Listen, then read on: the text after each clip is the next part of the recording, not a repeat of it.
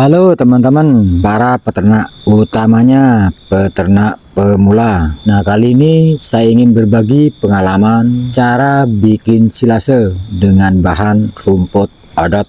Nah, banyak yang bertanya ketika bikin silase dengan menggunakan rumput odot, kebanyakan tidak berhasil. Banyak sekali teman-teman yang mengatakan bahwa ketika kita bikin silase rumput odot, ini mayoritas mengalami kegagalan teman-teman. Apalagi dalam waktu penyimpanan yang cukup lama, misalnya sampai 1 bulan. Ini kebanyakan 90% mengalami kegagalan teman-teman. Memang untuk pembuatan silase rumput odot kita gunakan untuk jangka pendek.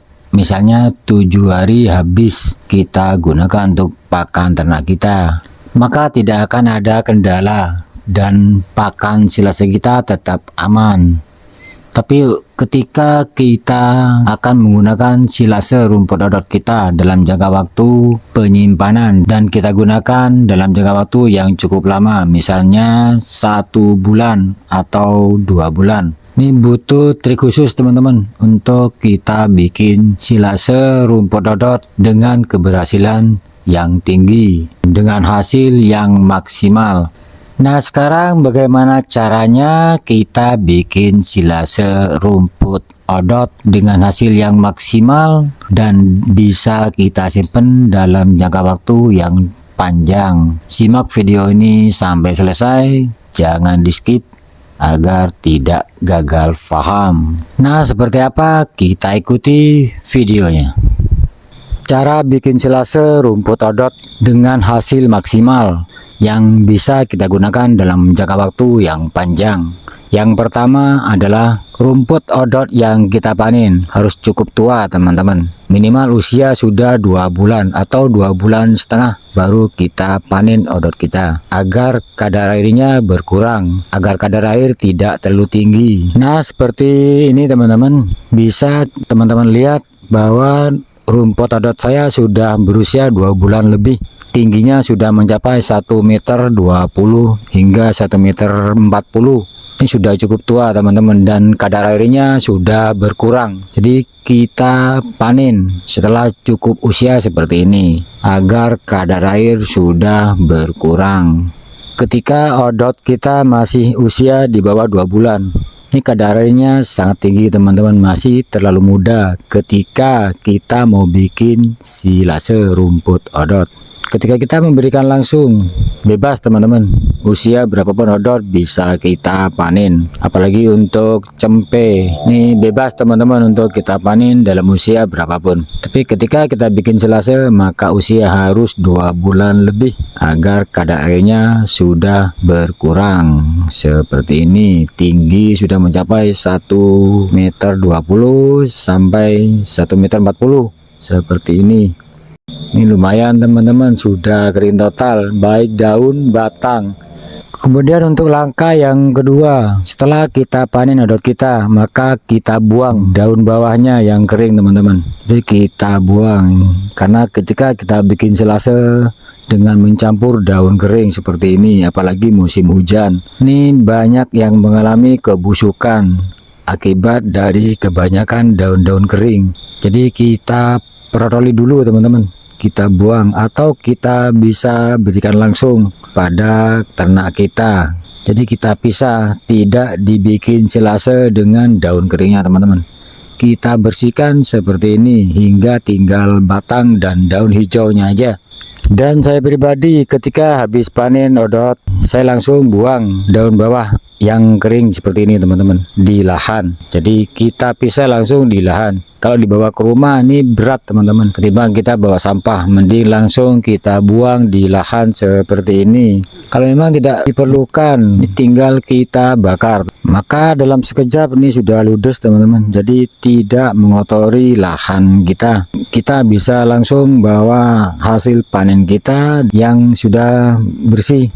Kemudian langkah yang ketiga, rumput odot kita jemur terlebih dahulu di terik sinar matahari teman-teman. Minimal 2 jam kita jemur seperti ini agar kadar air total sudah berkurang nih teman-teman. Jadi kita bisa langsung chopper setelah ini. Nah, sebuah catatan teman-teman, rumput odot tidak bisa kita layukan di tempat teduh untuk kita bikin silase. Jadi kita harus jemur teman-teman, antara 2-3 jam. Baru setelah itu siap kita chopper. Nah, kita masuk langkah yang keempat adalah pencoperan. Pastikan sebelum kita mencoper rumput odot, pisau yang kita gunakan untuk chopper ini harus kita asah terlebih dahulu. Yakinkan bahwa pisau kita betul-betul tajam teman-teman, agar nantinya rumput odot yang kita chopper tidak lusuh atau hancur. Jadi hanya terpotong, bukan hancur. Biarkan daun menjadi potongan-potongan yang panjang, karena semakin kecil potongan, resiko daun akan lusuh, tidak terpotong secara total, jadi hanya hancur. Maka semakin banyak kadar air yang keluar, jadi potongan akan terkesan basah. Kemudian langkah yang kelima atau yang terakhir, rumput odot yang telah kita chopper, kemudian kita campur dengan hijauan-hijauan jenis rambanan yang sudah kita keringkan.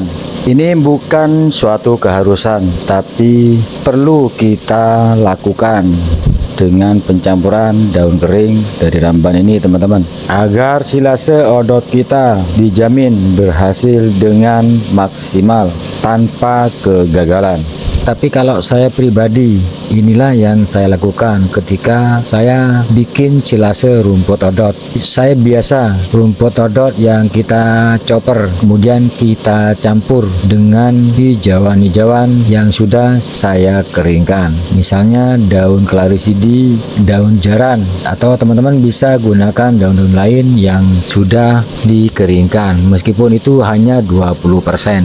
Namun alangkah baiknya untuk sempurnanya silase dan bisa bertahan dalam jangka waktu yang cukup panjang, maka hendaknya kita campur dengan bahan-bahan hijauan kering seperti yang saya lakukan pada saat saya bikin silase rumput odot.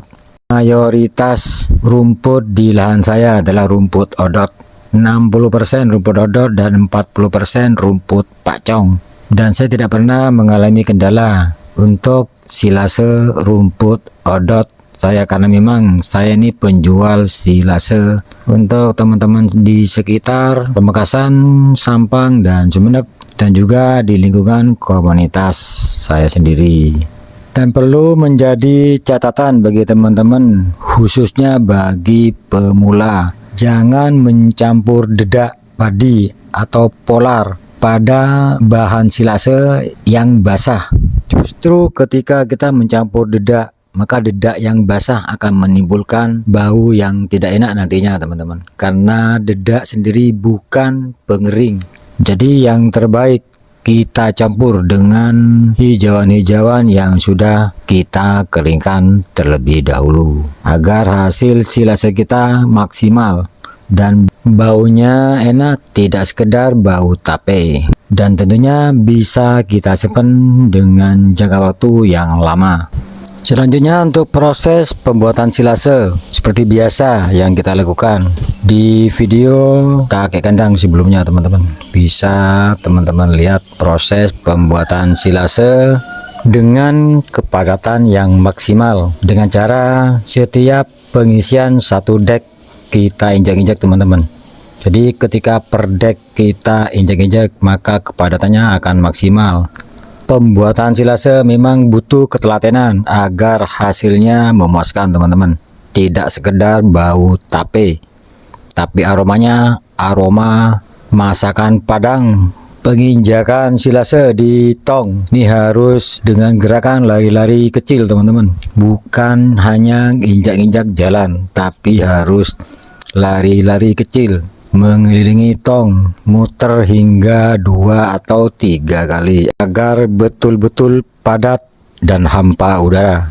Dan perlu teman-teman ketahui bahwa setiap pembuatan silase masing-masing orang berbeda. Kalau saya pribadi, setiap saya membuat silase, saya selalu mencampur dengan hijauan rambanan, daun-daun yang sudah saya keringkan. Misalnya dengan daun jaran, Clarisidi atau daun turi. Jadi kita campur agar aromanya memang berbeda, akan harum teman-teman.